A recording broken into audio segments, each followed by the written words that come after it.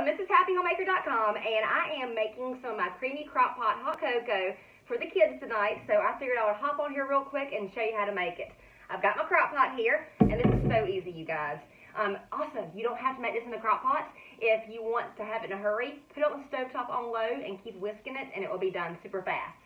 So we're going to start off with 6 cups of milk. I'm using 2%, but you can definitely use whole if that's what you drink. 1.5 cups of heavy cream. 1 can of sweetened condensed milk. 2 cups of milk chocolate chips. If you don't really like your sweets to be super rich and decadent, then switch the milk chocolate chips out for semi-sweet. And about a teaspoon of vanilla extract. I'm going to mix this together.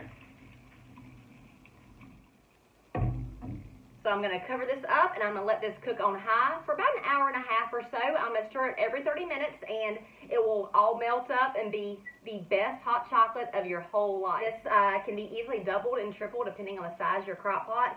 So once it melts, you can keep it on warm and have hot cocoa all day or all evening. Think about like decorating the Christmas tree and having a crock pot full of hot cocoa. This is seriously the best hot chocolate of your life. Hope that you've liked this recipe. Check out my website, MrsHappyHomemaker.com, for more great recipes, and you can find all my other food videos on YouTube and on Facebook underneath Mrs. Happy Homemaker. Bye, y'all.